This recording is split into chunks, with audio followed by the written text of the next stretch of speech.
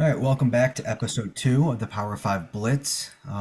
It's kind of going to be like a mini episode slash a episode 1.5. We're just going to talk about the Power 5 matchups on Thursday this week, mainly the two big ones that we'll get into later. And then we're going to review the 3 week 0 games that happened over the weekend.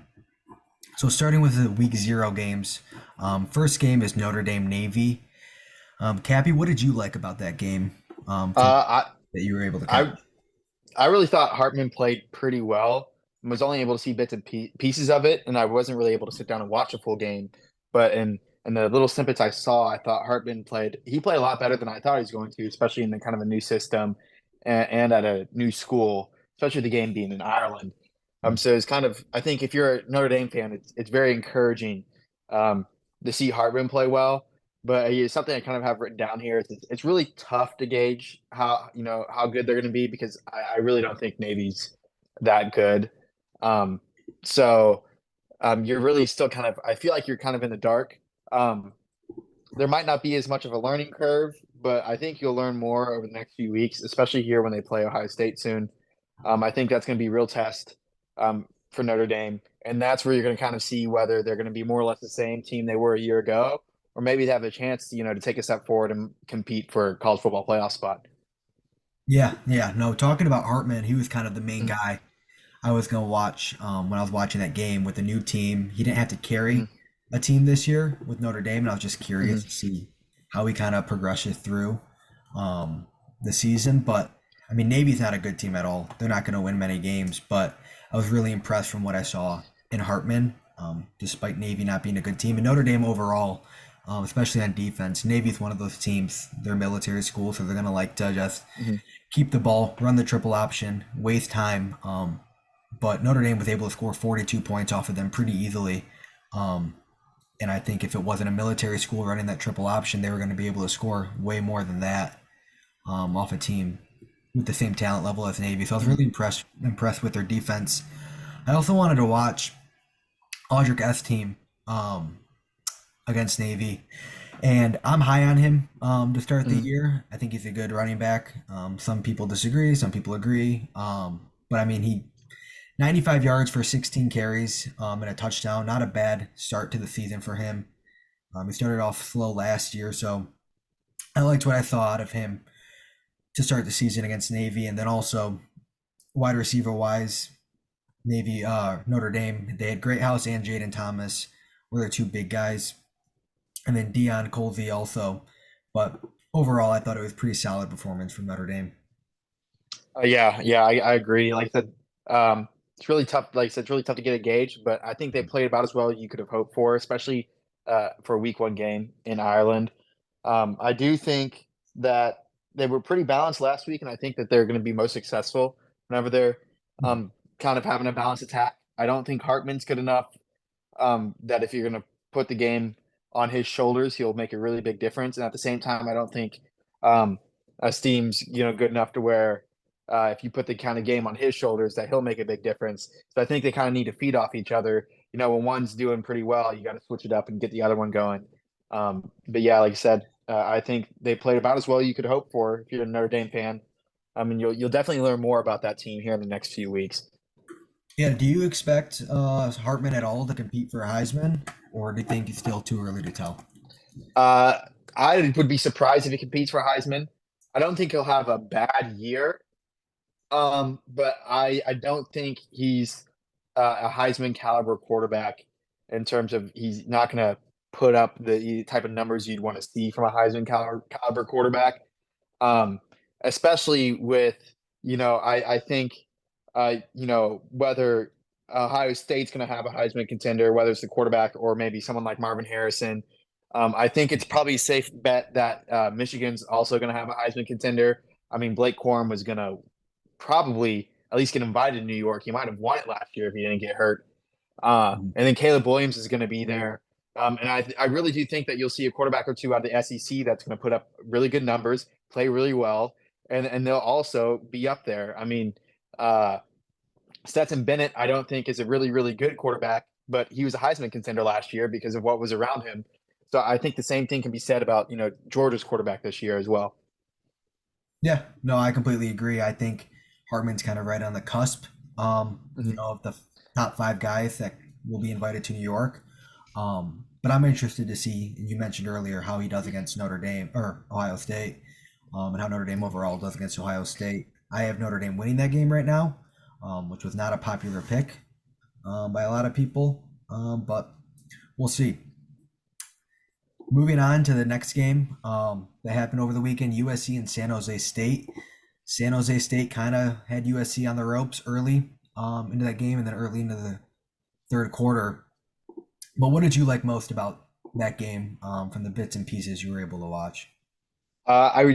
Really liked Williams. I thought he was more or less the same as a year ago, which isn't a bad thing. Um, if Williams doesn't really progress, but if he doesn't really regress at all, that's a win for USC. He's obviously one of the best quarterbacks in the country, and he's probably going to be a top five pick unless something goes horribly wrong. I think Zachariah Branch also played pretty well. He showed to have a really big impact on special teams. You can see how athletic he is just Mhm. when you watch him run. I mean, everyone else looks like they're running in slow motion. Um, so I think that's some. I think as the year goes on, you'll probably see his role expand, and I really think he could be a problem for teams later in the year, especially once he gets his feet under him a little bit more. But I thought in terms of what you want to see out of a five-star freshman wide receiver, you really kind of got a good glimpse of what someone like Branch could do, especially in the special teams game.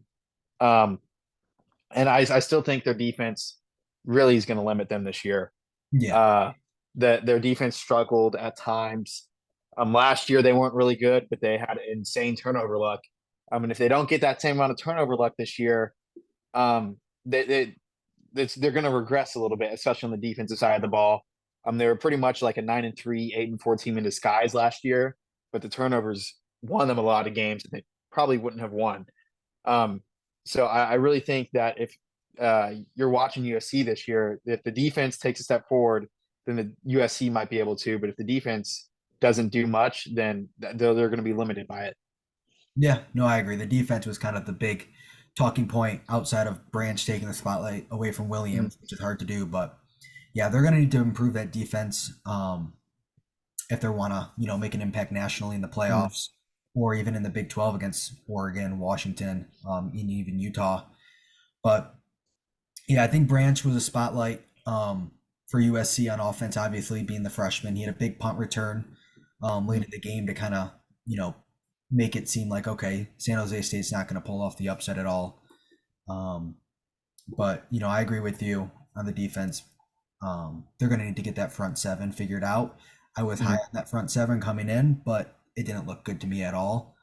But one guy I'm actually, excited to watch throughout the season is Deuce Robinson, the other freshman.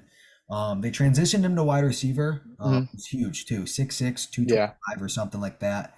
And he looked really good to me, Mm-hmm. especially, breaking out of his routes for someone who's been playing tight end, moving to wide receiver and starting. I think he started at least, for USC.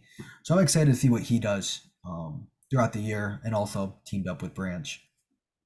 Yeah, I thought Deuce Robinson played pretty well.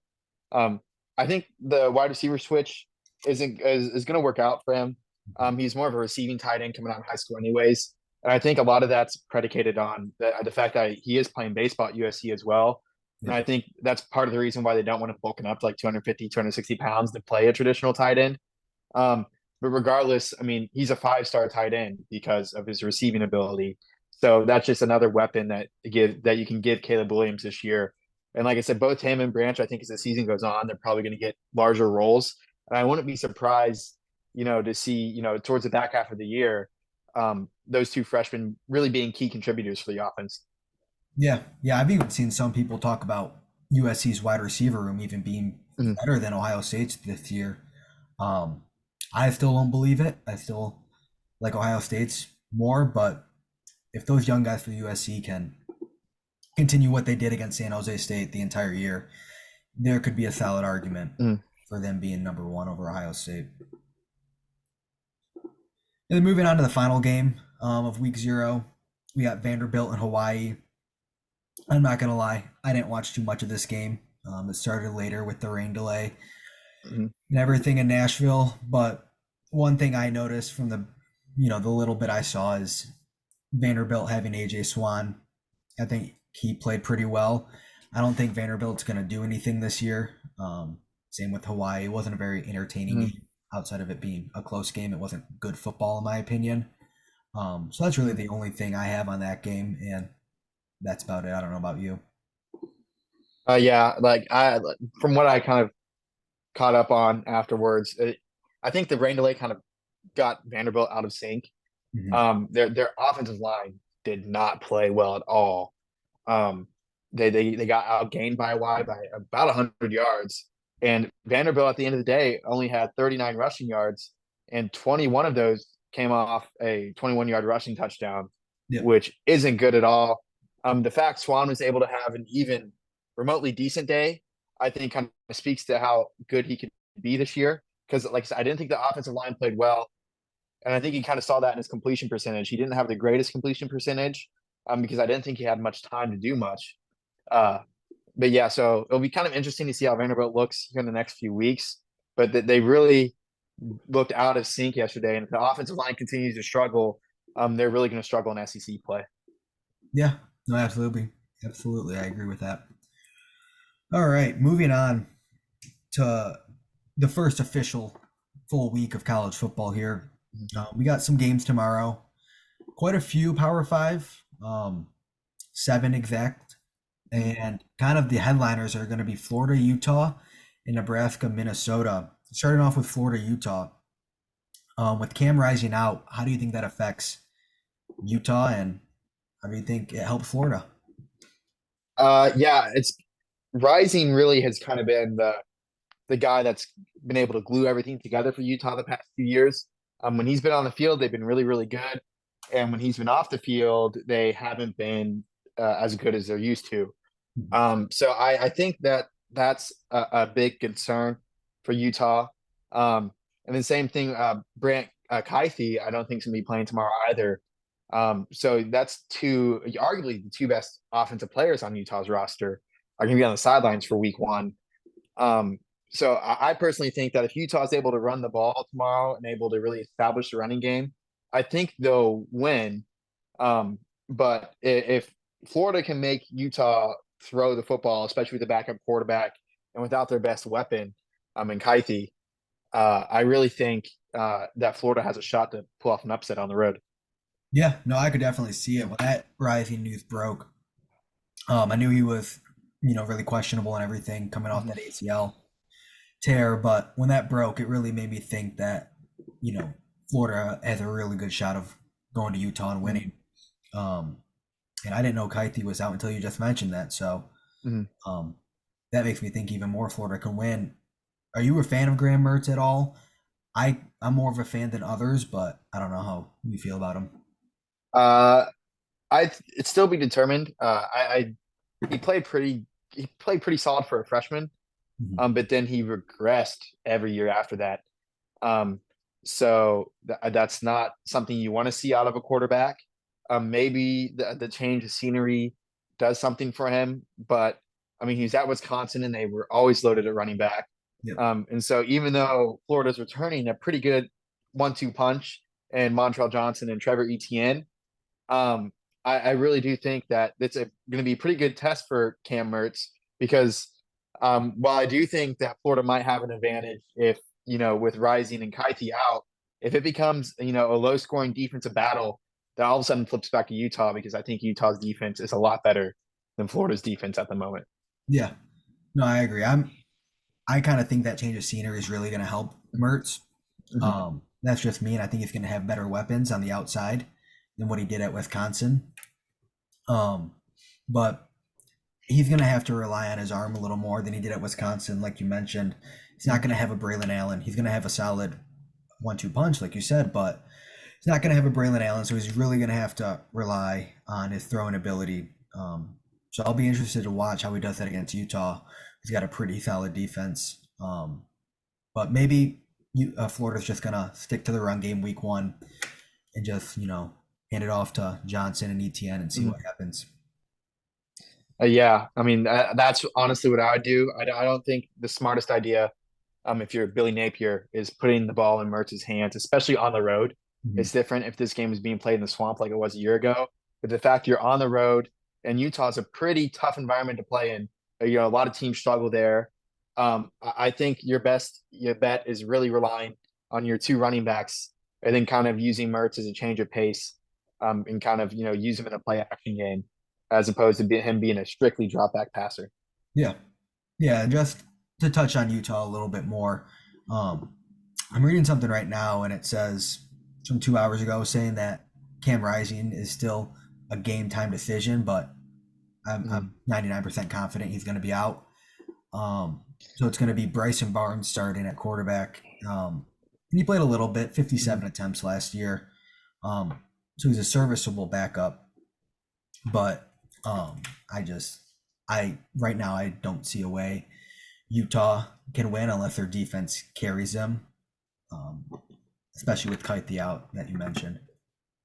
Yeah, I do think that especially with Rising and Kaiti out, it's going to probably be a lot more low scoring than people think. Mhm. Um, and I do think that favors Utah. I like Utah's defense a little bit better, and I also think that they're going to be able to run the ball better. I really like Jaquindon Jackson. I think he's a pretty solid running back, and he's one of the better running backs in the Pac-12.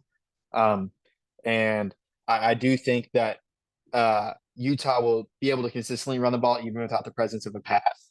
But I do think that, especially if Utah can get ahead early and force Florida to use Mertz in the passing game, I really think Utah can kind of take control and really kind of milk the clock out in Florida, kind of play like a slow motion blowout type deal where the score might only be 21-10, but you never really felt Florida had a shot. Yeah, it'll have to be early where they strike, in my opinion, like you mentioned. But moving on to the pick for that game, Utah's favored by 4.5 still. Curious to see how that line moves as we get closer to Mhm. game time. But who's your pick for that game as of right now? I still like Utah. Yep. Utah, like I said, they were favored by 4.5 before the rising news broke. But even before that, SP Plus likes Utah a bunch. I mean, SP Plus even has Utah winning by more than 4.5.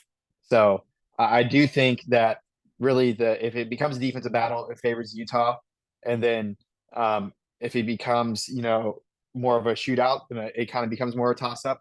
Yep. But if it's a low scoring contest, I think Utah has the upper hand, and I think they'll come away with the win. Yeah, not a bad pick. As I mentioned, Mm, I was leaning Utah before the Rising news and now the Kythie news. Um, mm, but I think it's going to be more of a ground game. It could be a defensive battle, like you mentioned, but I think it's going to be who can run the ball better. mm, And while Utah does have a better defense, I think Florida's 1-2 punch is a bit better, and I think mm, that's going to benefit them. So I'm thinking it's going to be Florida. I'll go with the upset. I think they're going to mm, win something like 24-20. Um, really close. I think it's going to be one of those plays that happens late in the game with less than a couple minutes, mm. where Florida strikes and gets the game-winning touchdown somehow. I don't know if it's going to be Mertz or Johnson or Etienne, but that's going to be my pick for that game. Next game, that's kind of headlining the week or headlining Thursday is Nebraska at Minnesota. I think it's going to be a typical Big Ten matchup, um, but we'll see with Nebraska losing Mo Ibrahim this year and Tanner Morgan, what they do. And then just the news coming out recently with Eric Gilbert for Nebraska being arrested for Mhm, getting into a vape and liquor shop to steal $1,700 worth of stuff, but he might not even be eligible anyways, based on the transfer rule. But mhm. what do you like about this game? Uh, I do think that it's going to be because both teams are kind of breaking in new quarterbacks. Nebraska is bringing in Jeff Sims from Georgia Tech, um, he has really good legs and he's great at extending plays and running the football. But as a passer, I'm really not sold on him yet. And then again, Minnesota is losing arguably their two best offensive players from a year ago, and Tanner Morgan and Mo Ibrahim. So I do think it's going to be interesting to see how they do. No, I forget his name off the top of my head, but their second leading rusher from last year transferred to Penn State, and kind of a weird transfer move. So the guy in line to be the you know lead back this year is Bryce Williams from Minnesota, and I think in limited carries he wasn't too bad the last few years. No. So he might not be a Mo Ibrahim, but I do think he's not going to be horrible. And then Ethan uh, Kalika Manis. He's played a few games, but especially last year he came in, but you really haven't seen enough of him to really form an opinion. So I do think it's going to be a very low scoring, probably boring football game. Yeah. It's probably one of those ones where you turn it on in the middle of the third quarter and it's like 13-10. And I don't really see any offense kind of getting in a groove at all tomorrow, especially because both teams, I think the strengths of both teams are their defense. Yeah. Yeah. And, like you mentioned, Jeff Sims, I'm not a big fan of him at all. I Mm, wasn't while he was at Georgia Tech. I thought maybe that might be because of the Georgia Tech offense. But, still reading about things in practice, watching the spring game and whatnot, I'm still not a fan of him at all. Maybe he'll grow on me at Nebraska, but after they lost Xavier Betts and now Eric Gilbert, mm, I don't think that offense is going to be anything special.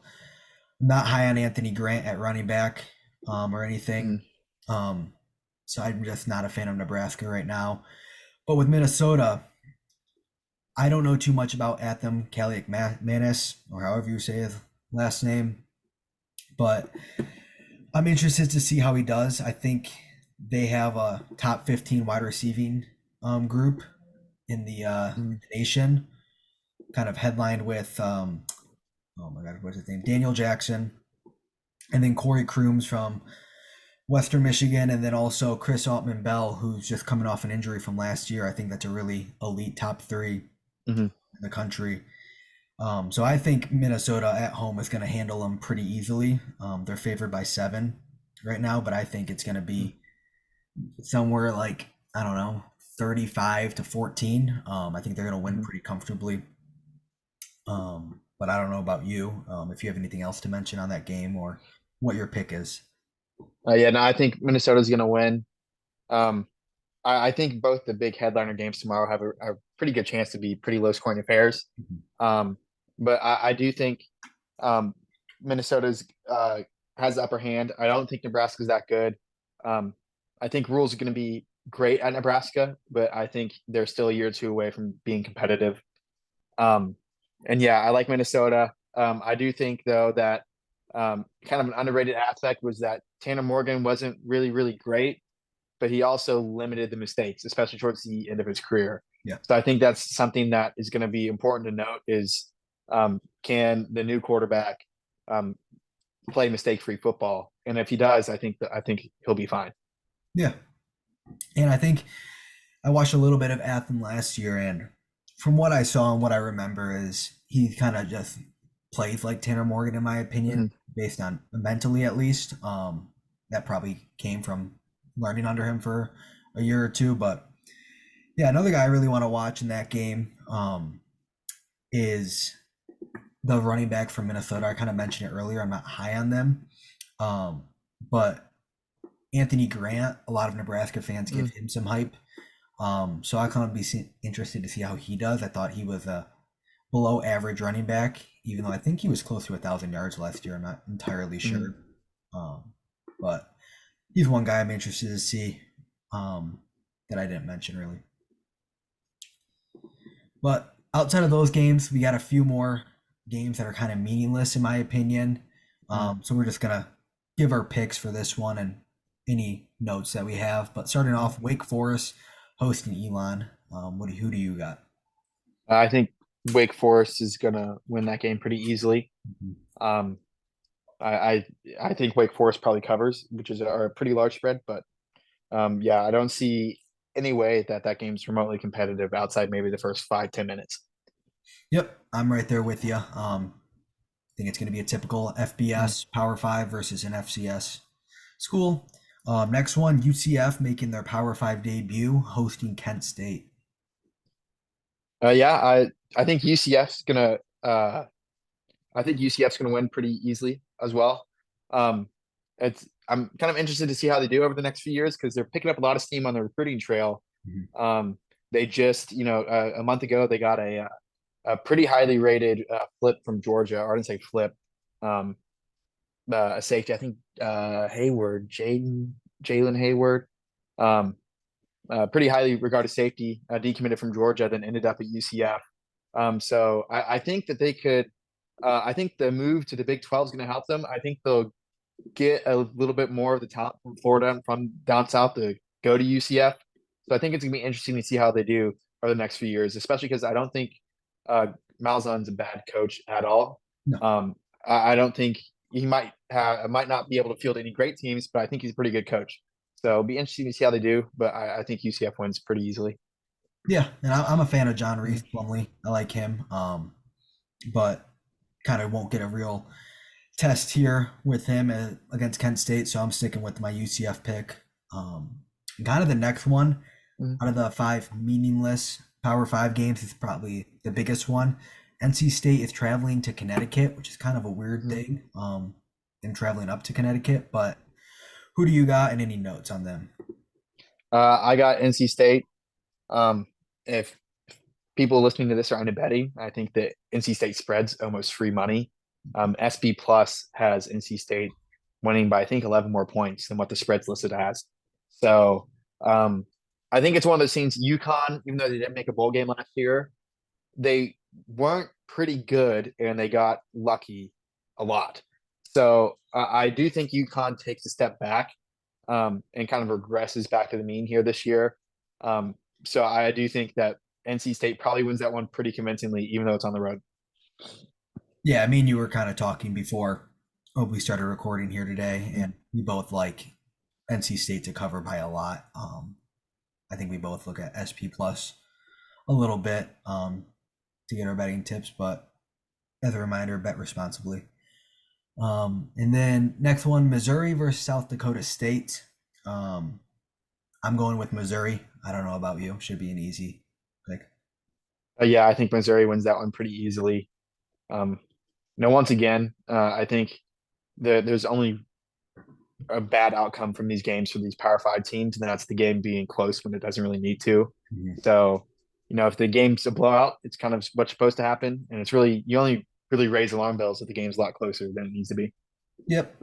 Nope, I agree with that. I'm going Missouri too. Should be pretty straightforward there. And then the final one, Arizona State taking on Southern Utah. Who do you have? I have Arizona State. I think it's going to be interesting to see how Jaden Rashanda does. Um, he's notorious for leaving Florida because Florida didn't give him that big NIL offer, and now he's starting as a true freshman at Arizona State. Mhm. So I think it's going to be interesting to see how he plays. Um, but I do think Arizona State wins pretty easy, and it's probably about as easy of a first game you could ask for if you're a freshman quarterback making their first Power Five start. Yeah, I agree with you on that it should be, you know, a boring first day of week one, but we do got a Mhm. couple good games in Florida, Utah, and Minnesota, Nebraska, like we talked about. But other than that, I don't think there's too much to watch for tomorrow. Um, but I'm excited. It's first official week. We got a lot of games that we'll be Mhm. previewing in the next couple episodes. So as always, stay tuned. But it's been uh it's been an interesting week zero. So we'll see how tomorrow goes. Yeah, I'm excited. College football is just around the corner, and All right. nothing better than that. Yep. All right. We'll see you guys for the next episode where we preview the other games on Friday and Saturday and even Sunday, I think, this week.